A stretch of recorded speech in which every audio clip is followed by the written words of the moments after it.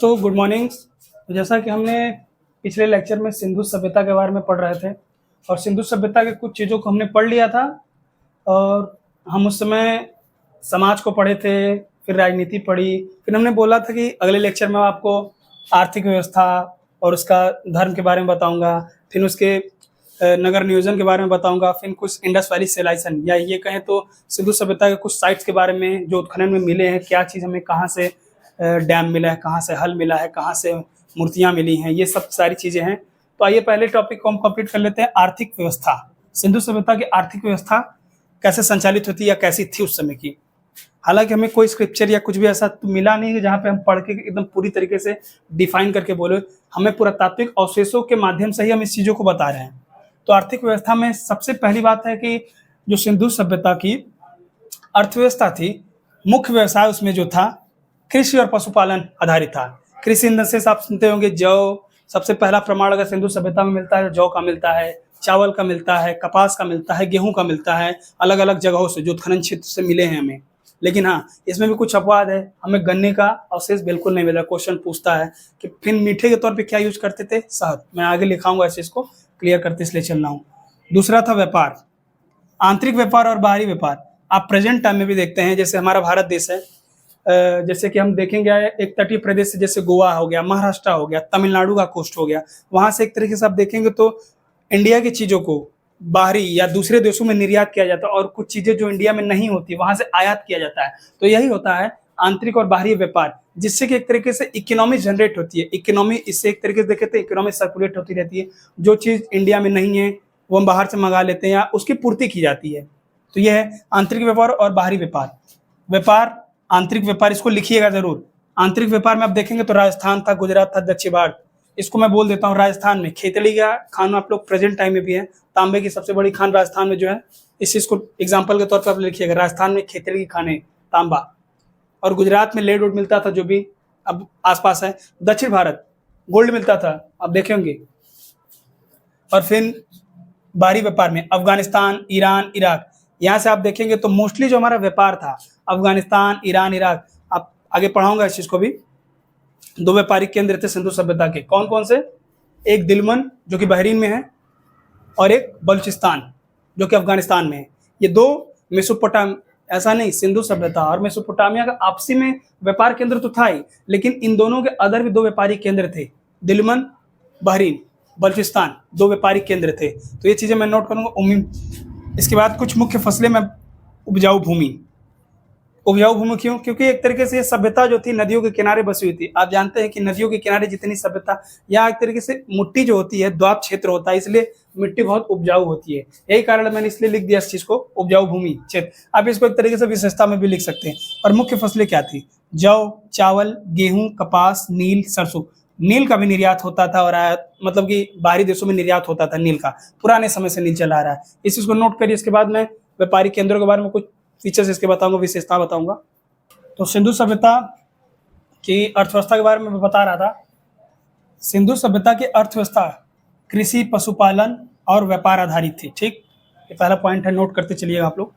कृषि, एक तरीके से आप देखेंगे तो इस अर्थव्यवस्था का मुख्य आधार एक तरीके से माना गया कृषि को। कृषि मुख्य आधार था, ऐसा नहीं कि व्यापार और पशुपालन था, लेकिन मुख्यतः जो आधार माना गया कृषि को माना गया। जितने भी हिस्टोरियन है, सिंधु सभ्यता द्वारा उपयोग किया जाने वाला पहला अनाज जो था पूरे सिंधु सभ्यता में, सिंधु सभ्यता की बात चल रही है यहाँ पे, पूरे अगर देखा जाए, जो पूरे अगर हिस्ट्री की बात नहीं चल रही, क्योंकि अगर देखा जाए तो सबसे पहला यूज जो है, आप चावल का प्रमाण पढ़ते हैं कि मतलब सबसे पुराना जो भी चीज पढ़ते हैं, लेकिन सिंधु सभ्यता में अगर आप पढ़ते हैं तो जौ, तो सिंधु सभ्यता के लोगों द्वारा जो सबसे पहला अनाज उपयोग किया गया था वो जौ था। संसार में पहला कपास का प्रयोग भी सिंधु सभ्यता द्वारा ही किया गया था। वस्तु विनिमय, वस्तु विनिमय प्रणाली प्रचलित थी। आप समझेंगे नहीं कि वस्तु विनिमय प्रणाली क्या है। आप कभी गांव या कभी आप बिहार में जाइए या कभी यूपी के गांव में जाइएगा, तो वस्तु विनिमय का मतलब होता है कि अनाज देकर हम किसी वस्तु को खरीद लेते हैं। मतलब कि एक तरीके से आप देखेंगे तो चावल देकर सामान लिया जाता है। वस्तु विनिमय प्रणाली मतलब कुछ देकर, कुछ वस्तुएं मतलब अदला बदली कर कर जो चीजें हमें चाहिए वो चीजें हम ले लेते हैं, वही होता है वस्तु विनिमय प्रणाली। नील, नील के साक्ष्य जो है रौजदी समय मिले। ये सब क्वेश्चन, इससे बाहर अगर कोई क्वेश्चन, जैसे कि नॉर्मली अगर आप इसको सॉल्व कर लें, फिर प्रीवियस से पेपर को कर लें, तो मेरे नहीं लगता कि इससे ज़्यादा क्वेश्चन कहीं से पूछे भी जाएंगे। तो नील के साक्ष्य जो है रोजदी से प्राप्त हुए, ये क्वेश्चन पूछता है। और फिर अवशेष में तो मैंने लिखवा दिया कि बांध सिंचाई के जो प्रमाण मिले हैं धौलावीरा से अवशेष प्राप्त हुए हैं। आप देखेंगे लोथल से बंदरगाह, आप देखेंगे डॉकयार्ड, ये सब चीज़ें मिली हैं। तो इस चीज़ को नोट डाउन कर लीजिए, मैं हट रहा हूँ। जैसे कि मैं बता रहा था, सिंधु सभ्यता में 2 व्यापारिक केंद्र भी थे, 2 व्यापार केंद्र थे, जो कि सिंधु सभ्यता और मेसोपोटामिया दोनों के ये व्यापारिक केंद्र थे। लिख लीजिएगा, सिंधु और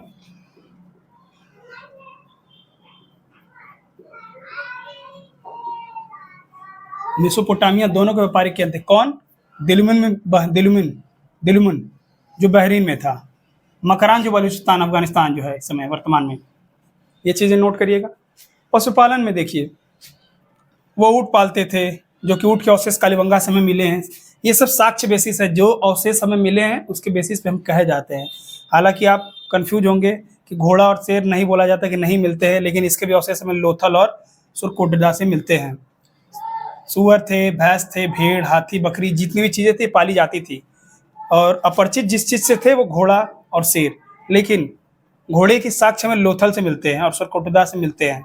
इसका एक रीज़न है क्योंकि जिस घोड़े का व्यापार जो एक तरीके से आप देखेंगे लोथल गुजरात में, एक तरीके से आप देखेंगे तो ईरान में घोड़े थे उस समय। ऐसा नहीं है कि व्यापार जब होता था तो हो सके तो व्यापार के तौर पर घोड़ों का व्यापार होता होगा, ऐसा मानना है।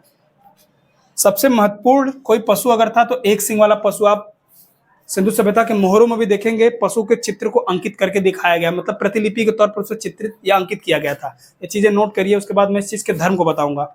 ये सिंधु सभ्यता के मतलब कि धर्म को पढ़ते हैं। हमने 4 चीज़ों को सिंधु सभ्यता के बारे में पढ़ा। सिंधु सभ्यता के समाज को पढ़ा, वहाँ की राजनीति को पढ़ा। किसी भी अगर जैसे कोई भी अगर बड़ा साम्राज्य हो, अगर उस चीज़ को समझना हो तो मैं 3-4 चीज़ों पे बेहद कड़ी पॉइंट है, मतलब उस पर ध्यान देना चाहिए। वहाँ उस समय का समाज कैसा था, राजनीति कैसी थी, आर्थिक व्यवस्था कैसी थी, और उस समय का धर्म कैसा था। तो वही मैंने 3 चीज़ों को डिस्कस कर लिया। तो सिंधु सभ्यता के हम धर्म को पढ़ते हैं, रिलीजन। उस समय का धर्म या रिलीजन कैसे थे, जैसे वर्तमान में हम कई संप्रदायों में बटे हैं, कई जातियों में, कई धर्मों में बटे हुए हैं, हिंदू, मुस्लिम, सिख, ईसाई। वैसे ही उस समय का धर्म कैसा था। उस समय का धर्म एक तरीके से देखा जाए तो प्रकृतिवादी अवधारणा से प्रभावित था। आप कहेंगे प्रकृतिवादी अवधारणा क्या मतलब होता है? प्रकृतिवादी अवधारणा का मतलब, अब जब इसके बाद उत्तरवैदिक काल जब पढ़ेंगे, उत्तरवैदिक काल के लोग जो थे वो भी एक तरीके से बहुत ज़्यादा प्रकृतिवादी अवधारणा से प्रभावित थे।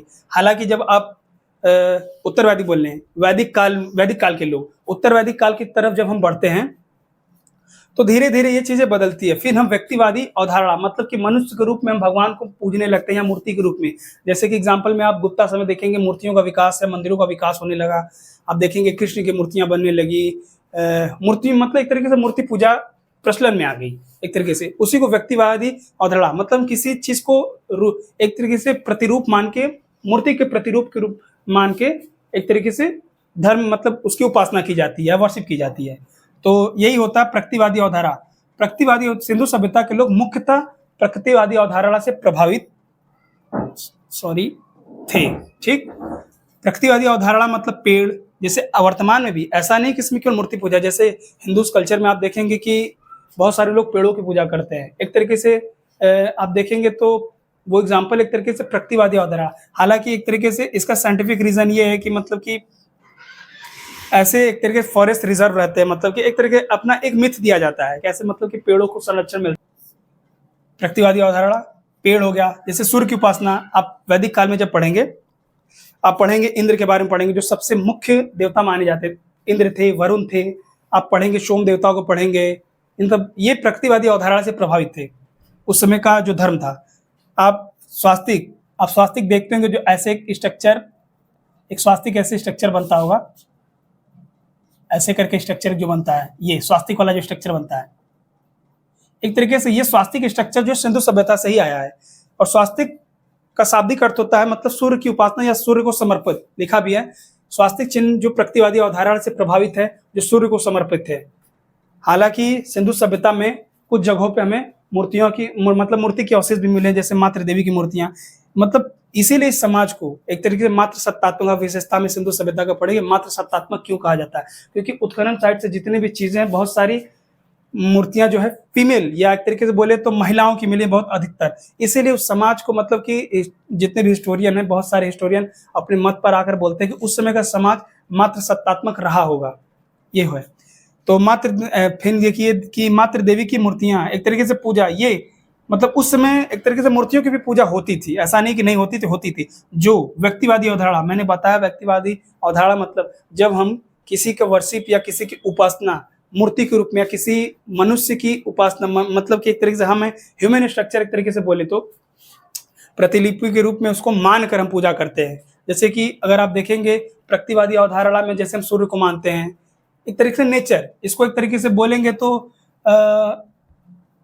नेचुरलिस्टिक गॉड बोल सकते हैं और मैटेरियलिस्टिक गॉड एक तरीके से बोला जा सकता है।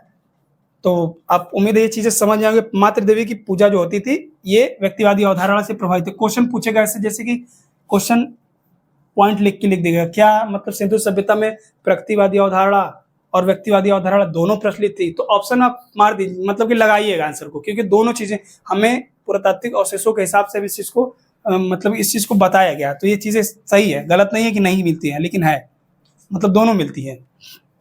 हालांकि इस समय एक्सेप्शन ये है कि हमें देखेंगे तो मेसोपोटामिया की तरह हमें यहाँ मेसोपोटामिया बोला, इसमें मंदिरों का अवशेष नहीं मिलता है। हाँ, ये क्वेश्चन पूछेगा क्या मंदिरों का अवशेष मिलते? नहीं, मंदिरों के अवशेष नहीं मिलते, लेकिन हाँ रिचुअल्स और कर्मकांड मिलते हैं। जैसे कि आप पढ़ेंगे मोहनजोदड़ो में एक विशाल स्नानागार मिलेगा।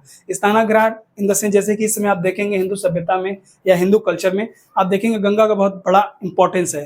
जैसे आप देखेंगे लोग गंगा में नहाते हैं, पूजा करते हैं, वर्शिप जो भी है करते हैं, एक तरीके उसको रिचुअल्स के तौर पे लिया जाता है। उस समय भी ये कर्मकांड तो नहीं बोले, एक तरीके से रिचुअल उनके कल्चर में था ये चीजें, इसलिए आप देखेंगे हाँ ये चीजें थी, एक तरीके वर्शिप थी, लेकिन हाँ हमें मंदिरों का कोई अवशेष आज तक नहीं मिला है। इसलिए क्वेश्चन में पूछेगा मंदिरों का अवशेष मिला है, तो ऑप्शन में अगर रहेगा तो आप गलत कर दीजिएगा उस चीज को। ये चीजें नोट डाउन करिएगा। उम्मीद है ये चीजें धर्म जितनी भी मैंने चीजें पढ़ाई इससे बाहर क्वेश्चन आते भी नहीं होते, चीजें इनफ है। प्रीवियस क्वेश्चन करा दूंगा ये सब सारी चीजें। तो इसके बाद हम पढ़ेंगे सिंधु सभ्यता के नगर नियोजन को पढ़ेंगे, इंडस वैली सिविलाइजेशन साइट्स को पढ़ेंगे, जितने भी इंपॉर्टेंट साइट्स है उससे बाहर कोई क्वेश्चंस नहीं आ सकते। क्योंकि आप देखेंगे मैं रेफरेंस के तौर पे एक बुक लेता हूँ नितिन सिंघानिया के काती आर्ट एंड कल्चर की बुक, आप उसमें भी उसको गो थ्रू कर सकते हैं। उस चीज को जब पढ़ेंगे तो आपको पूरी चीजें क्लियर होंगी। रेफरेंस बुक के तौर पर उसको ले सकते हैं, पढ़ सकते हैं, बहुत अच्छी बुक है वो। ये कोई मैं प्रमोशन नहीं कर रहा उस बुक की, मैंने खुद पढ़ी उस चीज को, इसलिए मैं बता रहा हूँ अच्छी बुक है। या तो एनसीईआरटी पढ़ सकते हैं। ये चीजें आप नोट करिएगा सिंधु सभ्यता के बारे में। सिंधु सभ्यता के नगर नियोजन को, नगर नियोजन का मतलब होता है कि मतलब कि कैसी वर्तमान समय में हम देखते हैं कि जितने भी जैसे नगर सिटीज प्लान सिटी जो बसाए जाते हैं, एक तरीके से आज से 5000 साल पहले सिंधु सभ्यता के भी नगर वैसे ही थे। बहुत अचंभित या मतलब देख कर या सोच कर ही एक तरीके से अचंभित हो जाते हैं आदमी कि उस समय भी वो टेक्नोलॉजी या प्रौद्योगिकी रही होगी जिसके हिसाब से उस समय की मतलब उन्नत जल निकास प्रणाली देखेंगे। जल निकास प्रणाली जो वर्तमान में आप सीवेज प्लांट देखते हैं या सीवर देखते हैं उसी को बोल रहे हैं। मतलब कि एक तरीके से मुख्य घरों से जो नालियां निकलती थी मेन सड़क से जाके मिल जाती थी। सोचिए उसमें की टेक्नोलॉजी कैसी रही होगी और आज के वर्तमान से कंपेरिजन करिए कि ना उसमें कोई प्रौद्योगिकी टेक्नोलॉजी जिसको बोलते हैं उतनी विकसित थी या उन्नत थी, लेकिन फिर भी एक तरीके से इतनी विकसित जिसको कि प्रथम सिंधु नगरी सभ्यता भी बोला गया। प्रथम नगरी सभ्यता इसलिए बोलते हैं क्योंकि इससे पहले हमें किसी नगर का प्रमाण नहीं मिलता है। नगर इन द सेंस मतलब कि हमें कहीं भी किसी नगर की मतलब सिंधु सभ्यता के पीछे में कोई भी एक तरीके से वेल सिटीज प्लान सिटी का कोई प्रमाण नहीं, इसीलिए इसको नगरी सभ्यता बोला गया। और आगे मैं मौर्यन एम्पायर में पढ़ाऊंगा, जब 600 BC पढ़ाऊंगा तो उसी को बोलते हैं द्वितीय नगरीकरण। मतलब वैदिक पीरियड के बाद के जो पीरियड स्टार्ट हुआ उसको सेकेंड एक तरीके से अर्बनाइजेशन पीरियड भी बोला जाता है। मैं पढ़ाऊंगा मौर्यन एम्पायर में, कंफ्यूज मत होइएगा आप लोग। तो सिंधु सभ्यता एक नगरीय एवं सुव्यवस्थित सभ्यता थी। यहाँ के नगर जो थे दो भागों में विभाजित थे, उच्च वर्ग के और निम्न वर्ग। उच्च वर्ग जो पश्चिमी भाग में था और निम्न वर्ग जो पूर्व। देखेंगे तो उच्च वर्ग में एक तरीके से 3 तरह की भवन पाए जाते थे, या एक अन्नागार होता था, सार्वजनिक भवन होते थे, एक होते थे पर्सनल भूमि होते, मतलब कि पर्सनल भवन जो अपने लिए मतलब अभिजात वर्ग, मतलब कि एक तरीके से हाई क्लास सोसाइटी तो नहीं बोलेंगे, हाई क्लास के लोग उस समय भी एग्जिस्ट करते थे, ऐसा नहीं था। लोग निवास करने के लिए वो चीजें बनाई देती। और निम्न मतलब कि पूर्व में जो मतलब निम्न भवन जो थे, मतलब कि जो विभाजित थे, उसमें आप देखेंगे तो 2 मंजिले मकान, और प्रत्येक घर में आप देखेंगे तो सीढ़ियां मिलती थी, और अपना पर्सनल एक तरीके से कुआं जितना भी थे, मतलब कि कुएं वेल जिसे बोलते हैं, वो चीजें मिलती थी। सड़कें चौड़ी थी और एक दूसरे को समकोण पर काटती थी 90 डिग्री पे। मतलब मकान बनाने में जो ईंटों का प्रयोग होता था वो पक्की ईंटों का प्रयोग होता था। मेसोपोटामिया में यही दिक्कत थी, मतलब मेसोपोटामिया में जितने भी घर मिले वो कच्ची मिट्टी के मतलब ईंटों के बने हुए थे। यही कंपैरिजन है सिंधु सभ्यता की जो मकाने हमें देखने को मिलते हैं पक्की ईंटों के। एक तरीके से जो वर्तमान समय में हम लोग देखें ईंटें एक तरीके से आयताकार और वर्गाकार ग्रिड पद्धति की जो ईंटों का यूज होता है, वही चीजें उस समय भी यूज होता था, इसलिए सभ्यता को महान बोला गया। आज से 5000 साल पहले इतना दिमाग, इतनी प्रौद्योगिकी उन लोग के पास थी या क्षमता था जो ऐसी तरीके की चीजों को मतलब कि विकसित कर सके। उस समय के मैंने बताया कि उन्नत जल निकास प्रणाली, जो मैंने सीवर और जो बताया सीवर प्लांट के बारे में, वही चीज उस समय भी थी। मतलब कि घरों से जो नालियां, छोटी नालियां निकलती थी, सड़क के एक मुख्य नालियां में जाकर मिल जाती थी, ये चीजें थी। मतलब कि उन्नत, वो भी अंडरग्राउंड, ना कि ऊपर, अंडरग्राउंड नालियां जो भी थी। उन्नत जल निकास प्रणाली, प्रमाण इसके मोहनजोदड़ो और हड़प्पा से मिलते हैं। मतलब ये क्वेश्चन पूछता है कहाँ से मिलते हैं, मोहनजोदड़ो और हड़प्पा से। घरों के दरवाजे पीछे की तरफ खुलते थे। हम लोग के वर्तमान समय में देखेंगे तो जैसे कि गली हम लोग के अगर तो घरों के दरवाजे सामने खुल जाते हैं, लेकिन उस समय ऐसा था कि सड़कें जो थी, जो घर थे, वो पीछे की तरफ खुलते थे। लेकिन अपवाद स्वरूप आप जाके देखेंगे लोथल, जो कि गुजरात में है, एक अपवाद है जिसके दरवाजे घर के आगे की तरफ खुलते थे। ठीक है, ये क्वेश्चन पूछ देता है, इस चीज को नोट करिए, स्क्रीनशॉट ले लीजिए इस चीज को। हम चलते हैं इसके मतलब कि कुछ पॉइंट्स बचे हैं जो मैं कुछ पॉइंट बता देता, 2-3 पॉइंट बचे हैं इसके नगर नियोजन में। कालीबंगा, कालीबंगा सिंधु सभ्यता का एक ऐसा साइट है जहाँ के घरों को हम कच्ची ईंटों से बने हुए देखते हैं। मतलब कि लिख देता हूं मैं इस चीज को।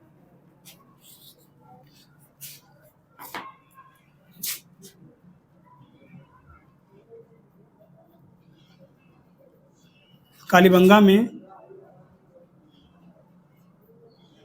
घर जो बने थे,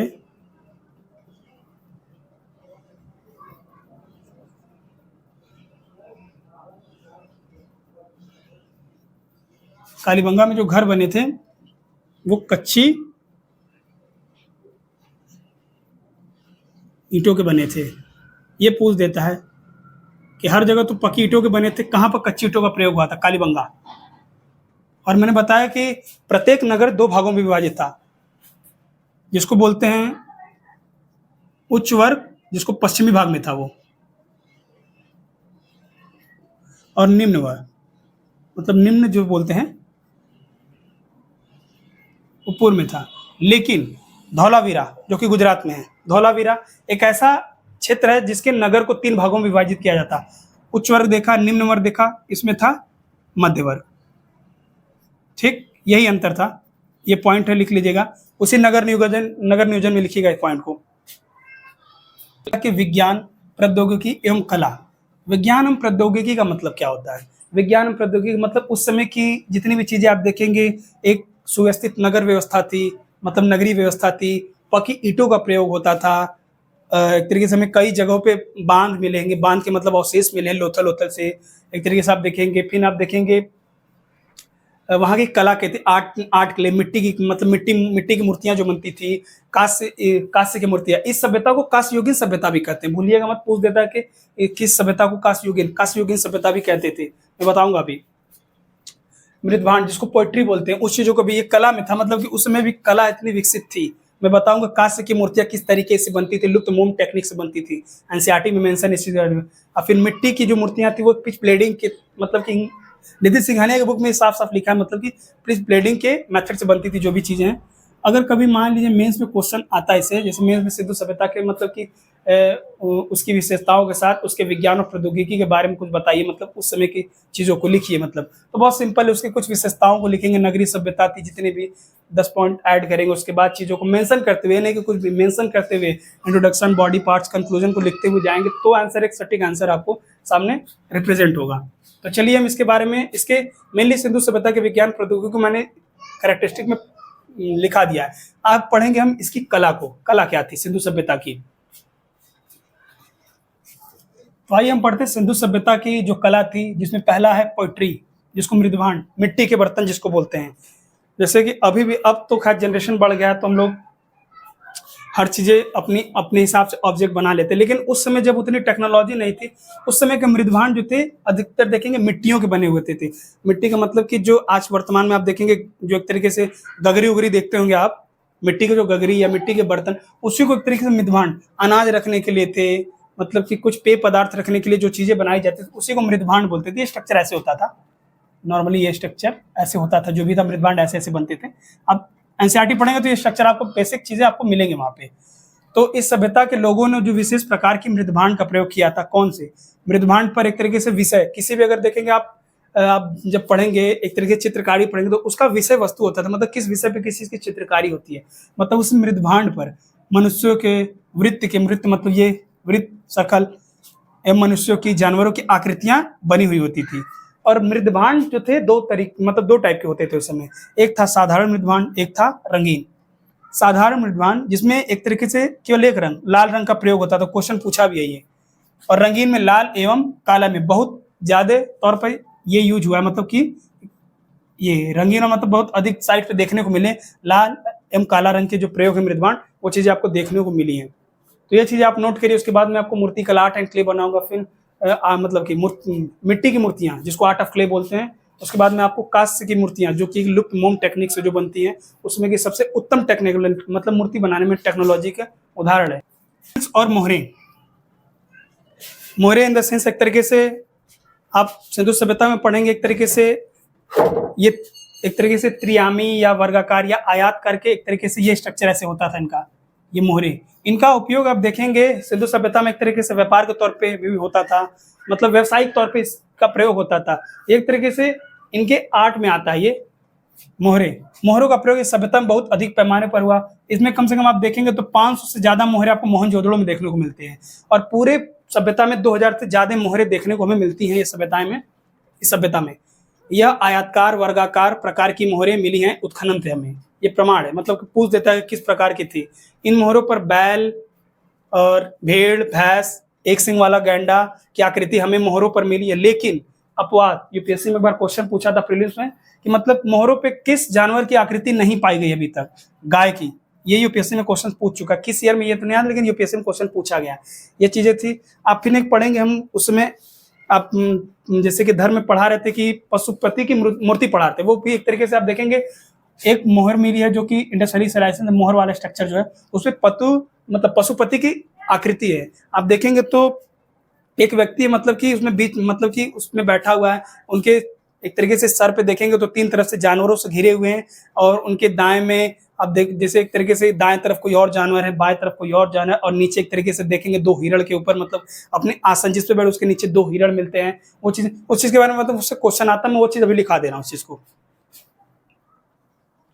तो जैसे मैं बता रहा था उस मोहर के बारे में, उस स्ट्रक्चर के, मतलब यूपीएससी में एक बार क्वेश्चन पूछा, उस मोहर से क्वेश्चन पूछा था। ये नहीं पूछा था कि वो क्वेश्चन था कि मतलब उस मोहर में जो स्ट्रक्चर था उस स्ट्रक्चर से क्वेश्चन पूछ लिया था यूपीएससी में एक बार।